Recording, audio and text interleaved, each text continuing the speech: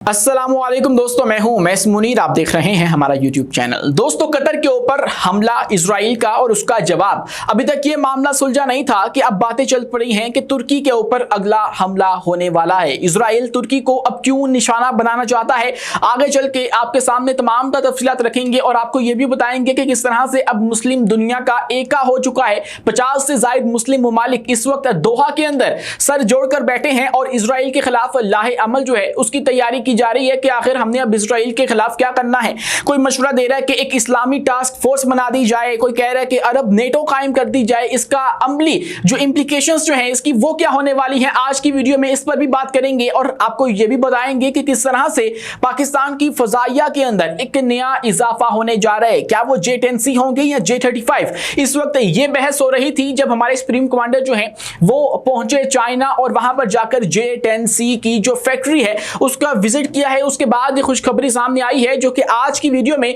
आपके सामने तफसीलन रखी जाएगी। लेकिन उससे पहले हमारी आपसे दस्तबस्ता गुजारिश है कि इस चैनल को लाइक कीजिए, सब्सक्राइब कीजिए और बेल आइकन को लाजमी दबा दीजिए ताकि हर नई आने वाली वीडियो आप तक बर वक्त पहुंच सके। दोस्तों, बात कर लेते हैं सबसे पहले जो एक हंगामी इजलास दोहा के अंदर इस वक्त जारी है, जहां पे 50 से ज्यादा इस्लामी जो ममालिक हैं उनके सरबराहान ममलिकत जो हैं वो पहुंचे हैं और उसके अंदर पाकिस्तान के जो वजीर आजम है शहबाज शरीफ वो भी आए हैं, ईरानी सदर मसूद पज़ेश्कियान भी वहां पर आए हैं और दीगर भी जो है वो इस वक्त मुसलसल वहां पर पहुंच रहे हैं। इतवार के रोज शाम के वक्त जो एक बंद कमरा इजलास हुआ था वो वज़ीर ख़ारजा का इजलास था। उसके अंदर एक मुसवदा जो है वो तैयार किया गया था जो कि आज का एक एजेंडा होने वाला है। उसके अंदर फलस्तीनियों के हक में बहुत सी बातें जो है वो रखी गई हैं, लेकिन उनका अमली कोई भी जो है वो इंप्लीकेशंस जो है वो नहीं है, उनकी अमली सूरत कोई भी हमें नजर जो है वो नहीं आती, ना ही ये कोई पहली दफा होने वाला है। लेकिन जो चीज एक्सेप्शनली हुई है वो ये है कि अरब नेटो, ये एक नई टर्म जो है वो सुनने को मिल रही है और ये जो टर्म सुनने को मिल रही है वो मिस्र के सदर अब्दुल फताह सीसी की जानिब से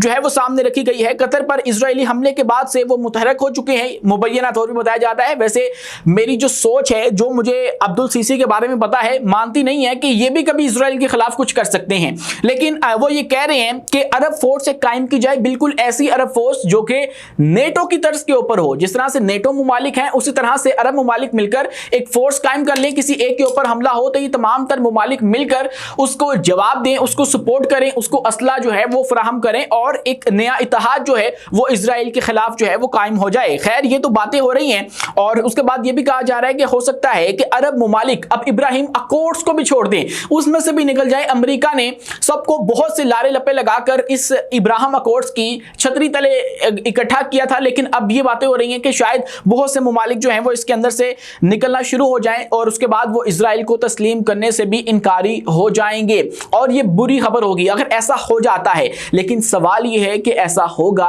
या फिर नहीं होगा। जब ये सारी बातें हो ही रही हैं, वहां पर पाकिस्तान ने भी एक मशवरा दिया है और वो मशवरा ये है कि हम लोग एक अरब इस्लामी टास्क फोर्स जो है वो कायम कर देते हैं और एक ऐसी टास्क फोर्स होगी ये जो कि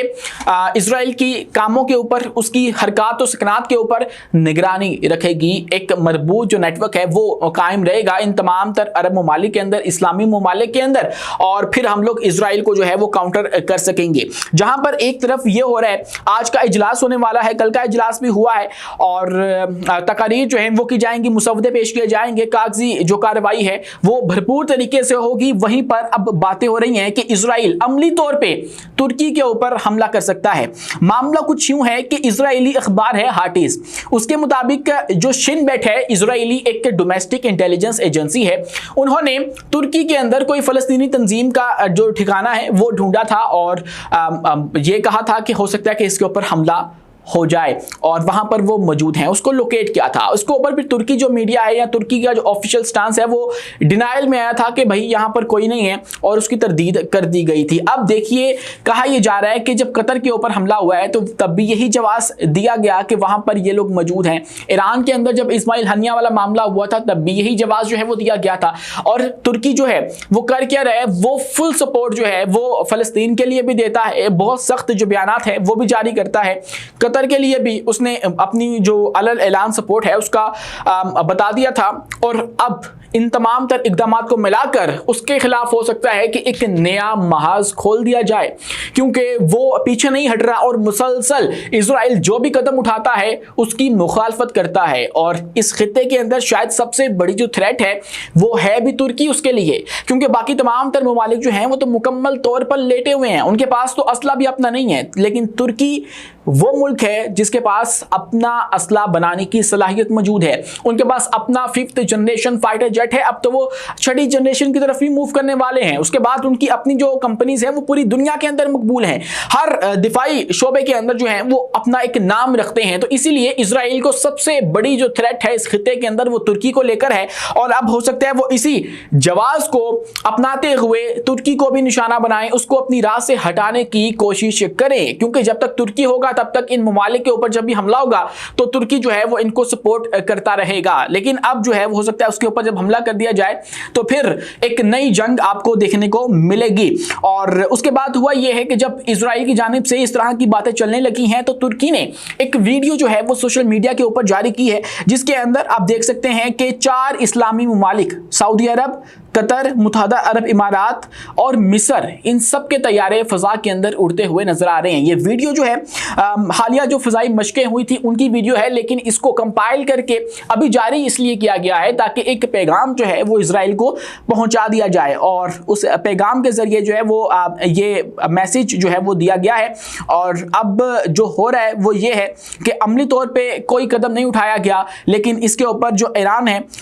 اس نے ایک بڑا ہی دھواں دھار قسم کا جو بیان ہے وہ ان تمام تر عرب ممالک کے لیے جاری کیا ہے، اور وہ یہ ہے، ایران کی جانب سے اب کہا گیا ہے کہ تقاریر سے اسرائیل کا کچھ نہیں بگڑنے والا، مسلم ممالک مشترکہ آپریشن روم بنائیں۔ ایران کا سخت موقف جو ہے وہ سامنے آ چکا ہے۔ ایرانی سپریم نیشنل سیکیورٹی کونسل کے سیکرٹری علی لاریجانی نے ایک بیان میں کہا ہے کہ کسی عملی اقدام کے بغیر صرف تقاریر پر مشتمل اجلاسوں سے اسرائیلی حکومت کا کچھ بھی نہیں بگڑنے والا ہے۔ یہ وہ تلخ حقیقت ہے جو کہ ایران نے پہلے دیکھ لی ہوئی ہے، ایران کا ان سب سے زیادہ تجربہ ہے اسرائیل کے ساتھ نمٹنے میں، تو اسی لیے وہ ان کو بتا رہے ہیں کہ بھائی یہ جو تم لوگ مذاکرات کی طرف جانے والے ہو، امریکی صدر سے جا کے مل رہے ہو، آپ لوگوں کو کہا جائے گا کہ بھائی اب نہیں کرتے، ایسا کچھ نہیں ہونے والا، کل دوبارہ تمہارے اوپر حملہ کیا جائے گا اور کل دوبارہ تمہیں ایک صلح کا، مذاکرات کا، نیگوشیشن کا لولی پاپ دے کر واپس اپنے ملک کے اندر بھیج دیا جائے گا، اور اس کا کوئی بھی جو عملی نتیجہ ہے وہ نہیں نکلنے والا ہے۔ جہاں ایک طرف یہ ہو رہا ہے، وہیں پر پاکستان کو لے کر ایک بہت بڑی خبر یہ سامنے آ رہی ہے کہ پاکستان کی فضائیہ کے اندر ایک بہت بڑا اضافہ دیکھنے کو مل سکتا ہے۔ اب ہمارے جو سپریم کمانڈر ہیں آصف علی زرداری وہ پہنچے ہیں چائنا، اور 10 روزہ ان کا دورہ ہے، اور انہوں نے پہنچتے ہی جو چائنا کی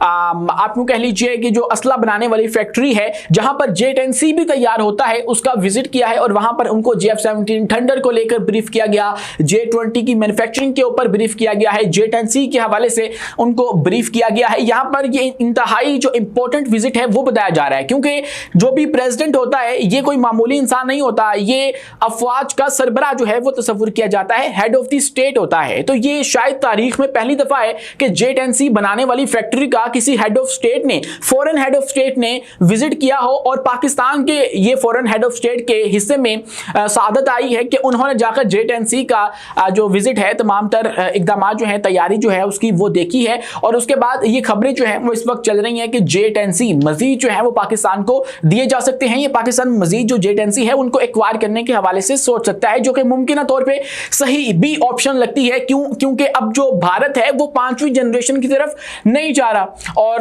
ابھی وہ رافیل مزید خریدنے والا ہے، اور اب حالیہ جو خبر سامنے آئی ہے اس کے مطابق وہ 114 رافیل 2 لاکھ کروڑ کے مزید طیارے خریدنے والے ہیں، اور جب یہ طیارے وہ خریدیں گے تو پاکستان کو 5ویں جنریشن لینے کی ضرورت کیا ہے؟ ماضی میں بھی ہم نے ہمیشہ اپنا جو دفاع ہے وہ کیا ہے، ہم نے کبھی بھی پہلے کوئی بھی جارحانہ اقدام نہیں کیا۔ اب جب بھارت جو ہے وہ 4تھی جنریشن لے رہا ہے تو ہم لوگ بھی 4تھی جنریشن مزید ایکوائر کریں گے ان رافیل کا مقابلہ کرنے کے لیے، اور J-10C is best option for Rafale, اور ان کو تو ضرورت بھی تھی کہ ان کے اسکواڈرنز جو ہیں وہ پاکستان کے بالکل لیول پر آ چکے تھے، لیکن اب ہو سکتا ہے کہ پاکستان جو ہے وہ J-10C مزید ایکوائر کر لے، اور لیٹسٹ والے جو J-10C ہیں وہ پاکستان کے حوالے کر دیے جائیں گے، اور ایک بہت بڑا جو اضافہ ہے وہ پاکستان کی ایئر فورس کے اندر ہو سکتا ہے۔ آج کے لیے اتنا ہی، اپنے میزبان امیس منیر کو دیجیے اجازت، ملتے ہیں اگلی ویڈیو میں کسی نئی معلومات کے ساتھ۔ شکریہ، اللہ حافظ۔